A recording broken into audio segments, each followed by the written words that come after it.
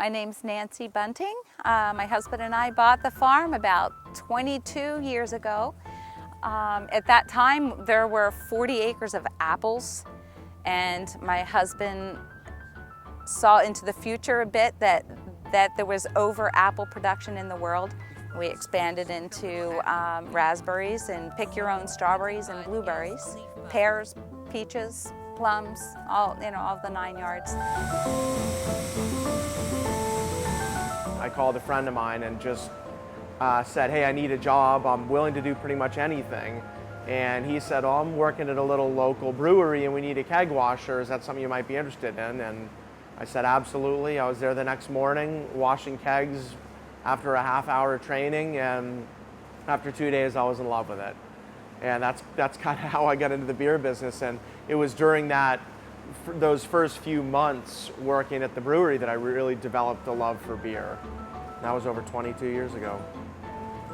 We were contacted by Allagash 6 years ago, I want to say, about our tart cherries. We had been selling them pick your own up to that point, and Jason Perkins was interested in 500 pounds. First, I didn't even think they existed here in Maine. It's not a common crop that's grown here in Maine. And I heard through a friend about Dole's Orchard.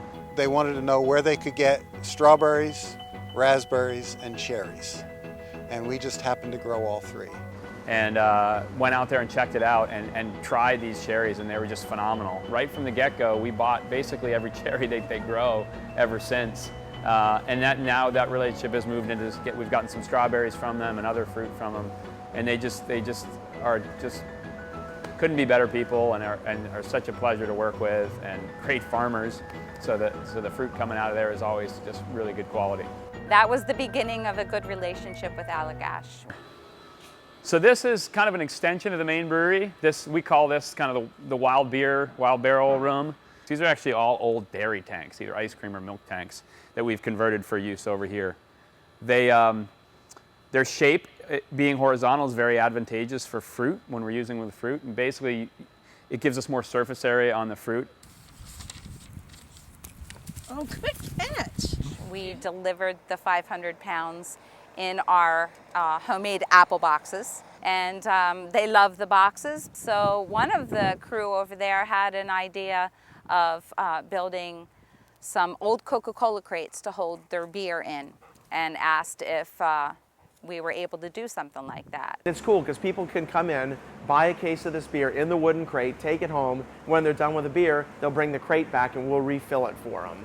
And it's funny because a lot of people, we figured everyone would turn in their crate and get a new crate, but people get attached to their crate and they write their name on it, and some people customize it. But it's cool because we're not using all that cardboard for that item. It's our most popular item in the store.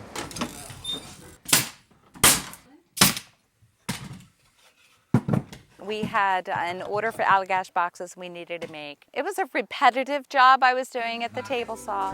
I felt what closely resembles an electric shock, and it was like, wow, what was that? And I looked down at my fingers and I said, wow, I can't fix that. I cut all my fingers off. At first I thought I was going to be pretty helpless, but as the months went by, I found that I could do more and more. Philanthropy and community, that's a core value that we're all very proud of, all of the core values, but that's one we're especially proud of. And we asked Nancy if she wanted to select a local organization. I had been talking to my daughter in California about that, and she did a little homework, I guess, and said, Mom, you should check out Agrability. Each state has one. So I went online and I checked out Maine Agrability, and I thought that in my case, it would be more appropriate, I guess, because my injury was sustained here on the farm.